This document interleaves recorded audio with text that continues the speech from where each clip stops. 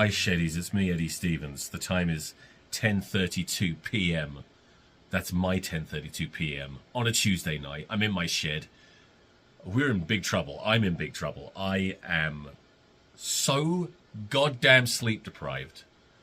Because I'm sleep deprived. I know you probably think it's really cocky and arrogant of me, or I'm showing off to say that I'm not getting enough sleep because sorry, I've got a microphone here, checking it.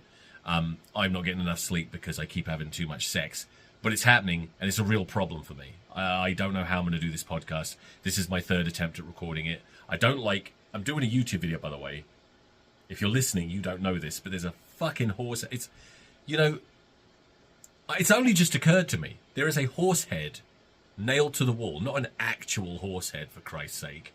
There's a fucking horse mask, which is almost as creepy as an actual horse's head, nailed to the wall. I don't know why it's there. I don't know what's going on. But that's bothering me. Oh God, I just broke a lamp. Let's see what happens if I turn this light off. The lighting is awful in here for me. Okay, that is better. See? I think. See, if you're not watching the YouTube video, you are vastly in the majority. I see my listens, and there's a lot more people listening than there are watching, and I understand. I get it. It's just easier to listen while you're doing stuff. But if you were watching, you would see some weird shit on this YouTube channel of mine. And I look rough as fuck right now. I can't even remember what I was saying. I've got to do a rugby podcast. I've got to do it today. I'm going to be working all day tomorrow. I'm not going to have time. Six Nations is coming up. There's important shit that needs to be said. Now, let me just say really quickly. Ow, my leg is burning. I have a heater. Oh, I turned it off by mistake. I have a heater in my shed, so I'm not freezing anymore. But I had it pointing... What the hell's going on? I had it pointing directly at my leg, and it's been burning. But that was nice. Thank you to my, for want of a better word, sugar mama. Just joking. Thank you to the lovely lady that gave me this heater. So I'm not freezing my ass off while I do this podcast. But I still have lots of things to complain about. My comfort levels. And actually, it's her fault. The one that gave me the heater. So thanks for everything. God, I hate this intro. This is the third time I've tried to do this, and it's really bad. Usually, by the way, if you're listening, there are some episodes that start this in a similar fashion to this. If you're watching on YouTube, usually I have a fun, bizarre intro. The last one was loaded with occult images and my naked ass cheeks. So if that doesn't motivate listeners to come and check out the YouTube channel, I don't know what will. Hang on, I've got to drink some protein shake.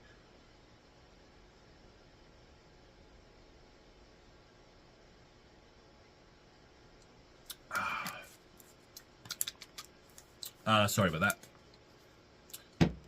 Forgotten what I was saying. This is going to be a struggle.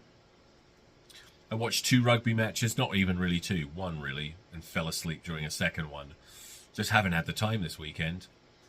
So I'll briefly talk about the Gloucester versus Bath match.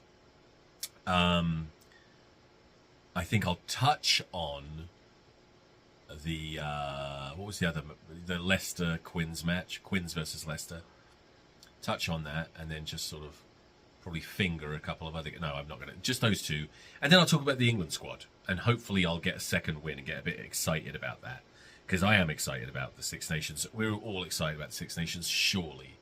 England versus Wales to start with. I'll be talking about all that later.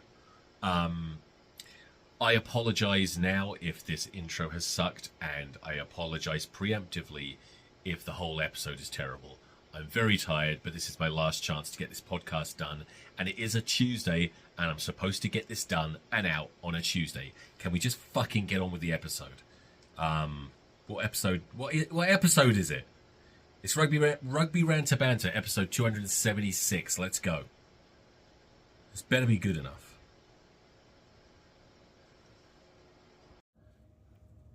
Come on. Which is the hot one? That guy right there. Do you want to put some Me? tape on it? That was good. Oh no, is that the one you... Okay, so I watched Gloucester versus Bath. A very exciting game. If you're a neutral, you can't help but kind of side with Gloucester. They played really well. They should have won, and I'll get into that. I mean, some people would say that Bath deserved it. I suppose they did because they won, but I'll tell you why I say, I'll explain why I say Gloucester should have won in a minute. But the main thing I want to talk about is a bit of a told you so, but also I will concede that it doesn't really change anything. Charlie Atkinson, with a complete performance at 10 against Bath, looked really, really, really, really good. Did everything well. Tactical kicking great, goal kicking great, passing great, attacking great, defense great. Like I say, a complete performance at 10. And now this is the thing about Charlie Atkinson. I've been hyping him up for years. I have. And I stand by everything I've said about him. He's a great player. The problem is, you know, a lot of people will say, well, if he was going to do it, if he was going to make it, he would have made it by now. And it's true. I mean, I have to concede. He has been capped for England, but he's probably not going to get many more caps, if any. And the odds that he'll ever reach the level that I was expecting, because I thought he was the next big thing. I thought he was going to be a future England number 10, like starting at 10 for England. But I don't think we'll ever see him competing with the likes of Finn Smith and Marcus Smith and George Ford. And I mean, there's probably some Billy Searle is probably ahead of him now. But maybe not. Maybe, I mean, if he can put in more performances like this, see, this is the thing. He can't show us these. He can't show us these kind of games if he's not regularly starting at 10. But wherever he's been, he hasn't been given that opportunity. He hasn't been given the reins, and that does reflect on him. I mean, for whatever reason, they don't tend to think, well, he's often played at clubs with sort of big name 10s as well. But when he was playing at Wasps, before I destroyed them, murdered the club with my Shider's touch, which I could do to another club at any point. Just be careful. Don't upset me. Mooney. God, my hair looks ridiculous. And I need to shave. When he was at Wasps, he had all this potential. It's so great. And then where did he go next? Was it Leicester next? I can't remember, but he's just never nailed down he's been playing at fullback. And this is the thing. I think he's just another victim of versatility. Like, his versatility is such that he can play fly half, he can play fullback, pretty sure he can play centre. There's a lot of really great players that could have been. I mean, it's making me think of Alex Good. Alex Good at Saracens started as a fly half, a really exciting fly half. Got moved around a bunch, ended up making fullback his shirt, but never really recovered for England, despite being an incredible talent. Maybe he should have just stayed at 10. Do you remember towards the end of his career at Saracens, out of necessity through injuries, they had to keep putting him in at 10. And to me, he looked better than Owen Farrell when he played there. Huge waste of talent. Charlie Atkinson will probably be a waste of talent. But I've been arguing with the Brethren. They think he's shit. The Brethren are weird. They don't just go, I'm not sure this guy's got it. They're like, he's fucking shit or he's great. It's all extremes, but he's not shit. He's very good. And he showed it this game. Another great performance in this game. A lot of good Gloucester performances, by the way, with the caveat that this was an understrength Bath squad. You can only play what's in front of you, and it was still a good team, but it's a shame that Bath didn't put out a really good first team so we could gauge. I mean, it's a shame for us as the viewers, maybe not a shame for Gloucester. Valrapava Ruskin showed us what might have been if he hadn't been just plagued by injuries his whole career. I made a note here that I just saw. And I think this is one thing. I think a lot of people would agree. Well, I'm trying to think now. Do Gloucester have the best fans in the Premiership? And by the best, I mean the most passionate, get behind their team the most. I can imagine Mooney at Tribe Talk and saying that Exeter would be better, but maybe not. I don't know. I feel like anytime there's a match where the fans are really going crazy, it seems to be at the Shed. Not my Shed, the Shed. And this game was the best example you'll find of the fans becoming a 16th man.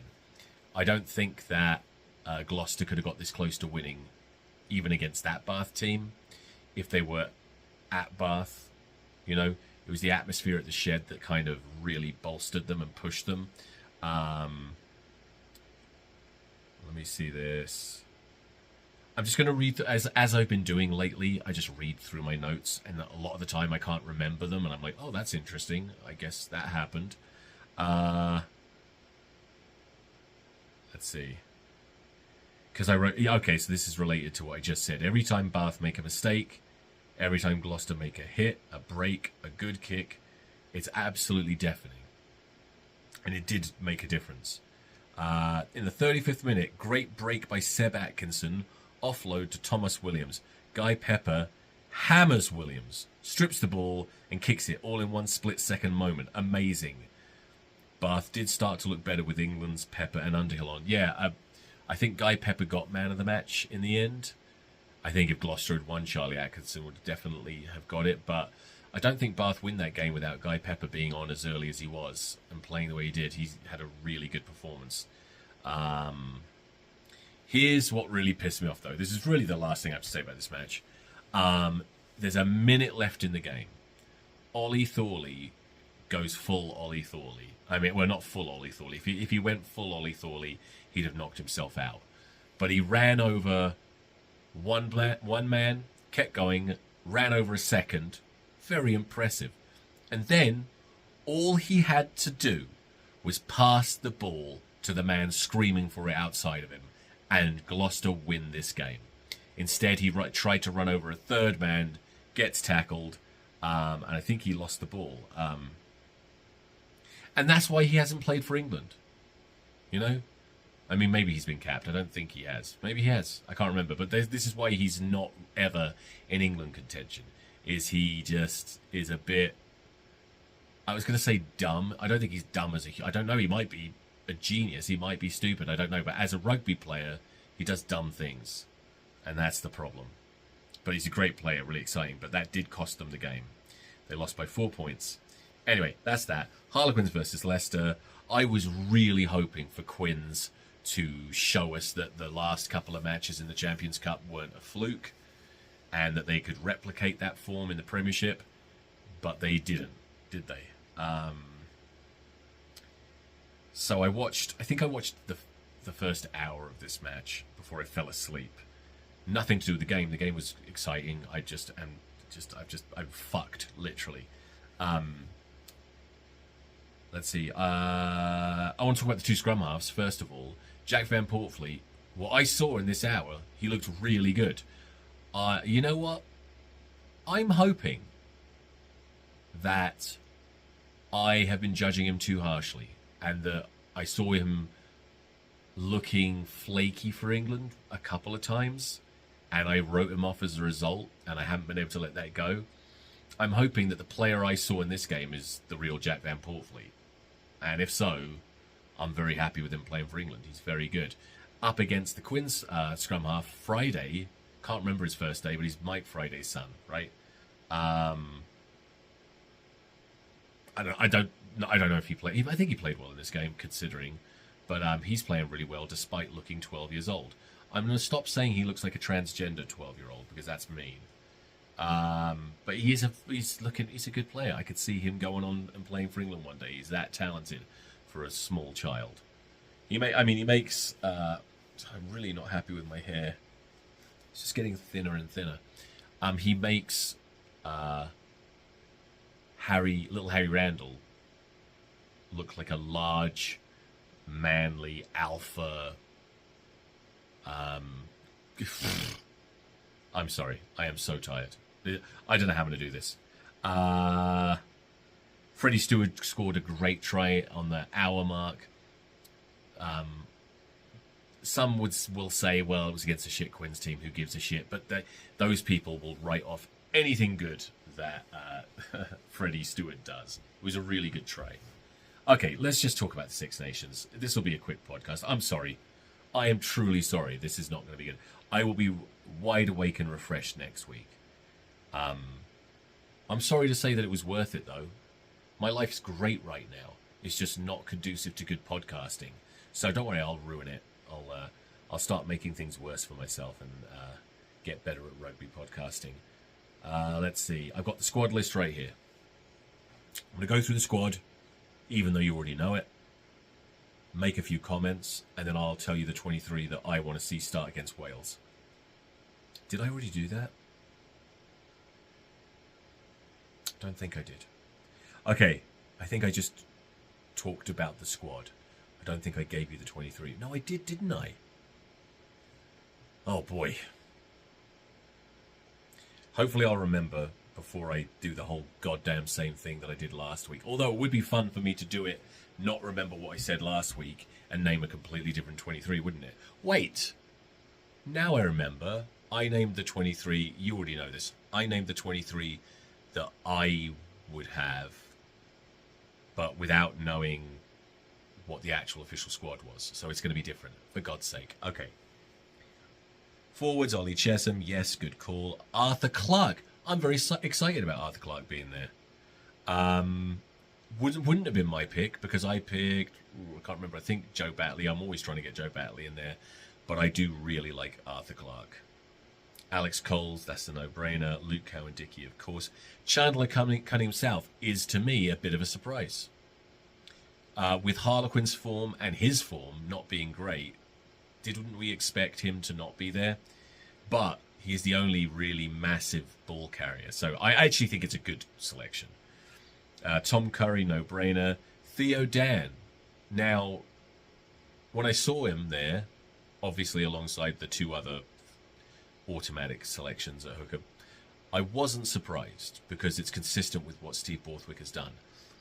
But I wanted Gabriel Ogre, desperately wanted Ogre in there.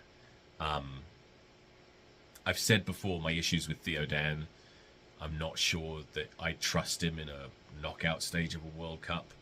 But Steve Borthwick obviously would, so I guess it's okay. And Theo Dan is possibly the best ball-carrying forward in the Premiership. That's probably not true what I just said, but he's probably the best ball-carrying English qualified ball carrier.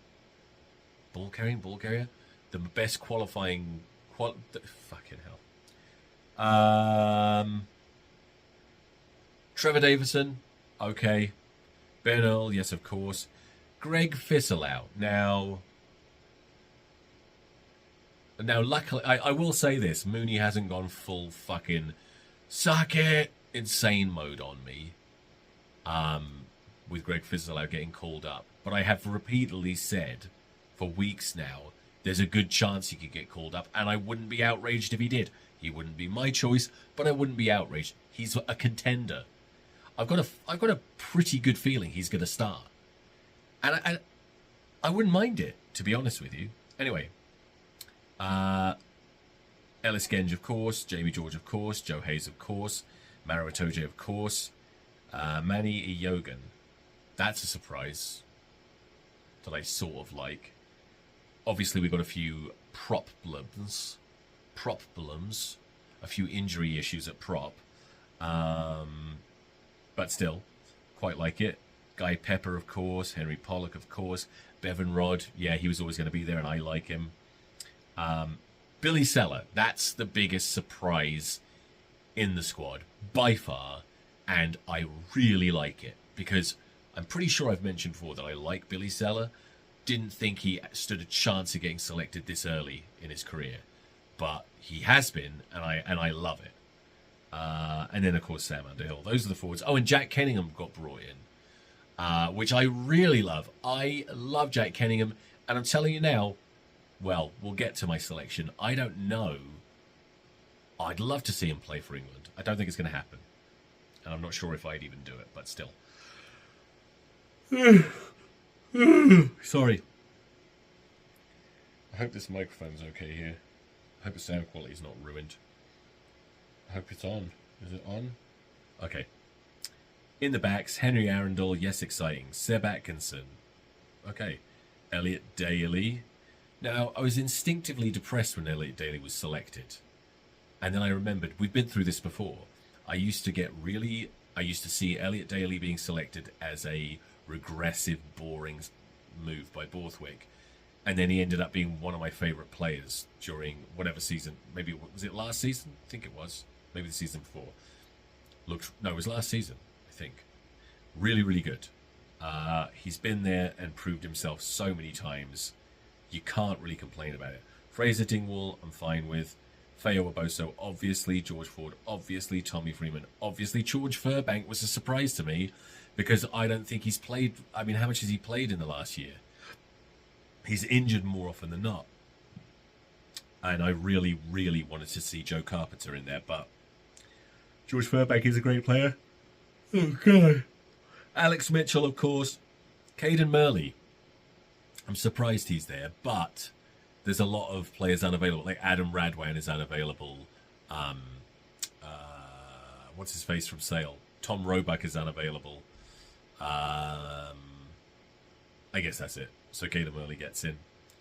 Could argue he's lucky to be in there ahead of Will Muir. Even Thokanasiga. I know a lot of people don't seem to rate Thokanasiga. I think he's incredible. And if he's fit, there's a good argument for selecting him. But to be fair, he probably hasn't been as consistent recently. Although he's great last time I saw him play. Max Ajomo, excellent. Oh, God, I'm sorry. Because this is easily the most tired I've ever been doing this podcast. And maybe I shouldn't be doing it. But if I didn't do it today, right now, I wouldn't be able to get a podcast out until Thursday. And I think the first game of the Six Nations is on Thursday. So that would be no good. We just got to get through it. Max Ajomo, yes. Henry Slade. Okay, yeah, I'm okay with it. He's having the best season he's had in ages. Marcus Smith, of course. Ben Spencer, of course. Freddie Stewart, yes. And Jack Van Portfleet, I wouldn't have picked him, but he has redeemed himself a little bit in my eyes based on what I saw today when I was watching on a delay. Okay. I don't think I wrote down my 23, so I hope I don't fuck this up, but I'm going to tell you the 23 that I would have to start against Wales. Bearing in mind, I think Wales are going to be better than people. I could see it. Obviously, it could go all sorts of ways. I could see us just beating the ever-living shit out of them. I could also see it being a real struggle. I don't want to jinx us. Knock on wood. I don't think we're going to lose to them. We certainly shouldn't. But I think it'll be harder than a lot of people think. So I would just pick our best team. So for me, Ellis Genge at loosehead. I would normally, I think I said this when I was naming the squad that I would pick if I had, before the official squad was announced. I like Ellis Genge off the bench, but we don't necessarily have, with Finn Baxter unavailable, it's going to have to be Bevan Rodd for me. Because I can't, Manny Yogan, does he play loosehead or tight head more? I'm a Saints fan, I don't even know. Either way, I wouldn't pick him as good as he is. I really like Bevan Rodd, but I wouldn't want to start Bevan Rodd. You've got to start Genge. So Genge, Luke Cowan-Dickey, and who was I think? Oh, Joe Hayes, of course. And that's your best front row, really. And then, Bevan Rodd on the bench. I wouldn't have Jamie George on the bench. I'd have Theo Dan because Theo Dan does offer more ball in hand. Jamie George is a safer option, but I kind of feel like if we're persevering with Theo Dan, may as well get him as much game time as we can so that if he does have any weaknesses in his set piece, he can try and iron those out of his game. Does that make sense? I hope that makes sense. And then covering tight head, I do Billy Seller because I really like him and I want to see what he. And if there's a game, any game in the Six Nations to give him a shot, this is it. And if he does well enough, who knows what could happen. Second row, I would go Marrow and I would go Marrow and Alex Coles. I think Coles deserves it. He's been playing so well. And then on the bench, Ollie Chesham, of course. It's an argument you could... Well, I was going to say there's an argument you could have Chesham and Clark, but no, there isn't really. Back row. Now, here's the hardest part. So many good players. I would start with what I've been saying. Guy Pepper, Sam Underhill, and Ben Earl. I'd be very happy if they put... To be honest, I'd be happy if they started Fizzleau at 8, or Pollock at 8, or even Cunningham South at 8. I don't think it really matters, but I think Ben Earl probably deserves it. Credit in the bank and all that. So I'd have those three on the bench. I would have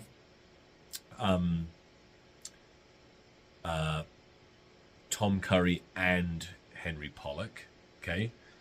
My halfbacks, I want to start Ben Spencer for reasons I've explained before. I think Alex Mitchell is is the better attacking scrum half, and I want to bring him on and let him loose. It's probably very early in the second half.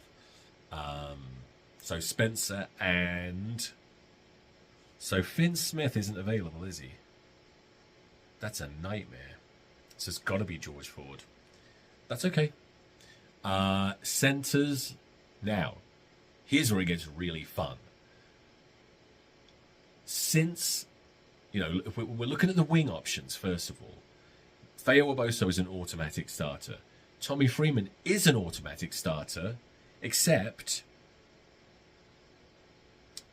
if Ollie Lawrence isn't available, who do you have start at 13? Some people would say Henry Slade, right? But I think Tommy Freeman has been so good at 13, I'm just looking for an excuse to put him in there. With Ollie Lawrence out, I'm moving Freeman into 13. And I think it's just logical. As much as I love Max Ajomo, if we're going to have Freeman at 13, I love the idea of... Oh, shit. All right, we'll continue like this. Don't know. Someone just turned off the power. I hope I don't get killed in here. This is creepy, isn't it? What was I saying?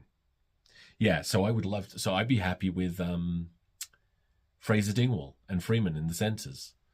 Crazy because I've been hyping up Max Ajomo. And I'd be happy with Ajomo being there, but no. What I would do is... this is fucking creepy. Ford, Dingwall, Freeman on the wings, Feo Oboso on one wing, and Caden Murley on the other. That's exciting. And, of course, Freddie Stewart at fullback. On the bench, it's just Mitchell and Marcus Smith. Covers everything. I may as well end here because I'm fucking getting freezing already. I hope I didn't blow a fuse, a circuit or something. A fuse. Isn't that creepy? Look. Sorry. I just realized if you're listening, you don't know what's going on. Well, you probably figured it out. Yeah, all of a sudden, all the electricity went out in my shed. And I'm just recording myself. Check out the YouTube video to see how incredibly creepy I look just being lit up by the light of my phone. And you can see it on the camera. That's that. I'm probably forgetting all sorts of important shit, but this has been a disaster, hasn't it? Hopefully it was somewhat entertaining to you, but I doubt it. Follow me on Instagram, please, at Eddie Stevens Massive. Follow me on TikTok at Eddie Stevens 0. And please, for Christ's sake, subscribe to my YouTube channel. Watch the videos. Watch them. They're good. This one won't be, but generally they are. Okay, bye.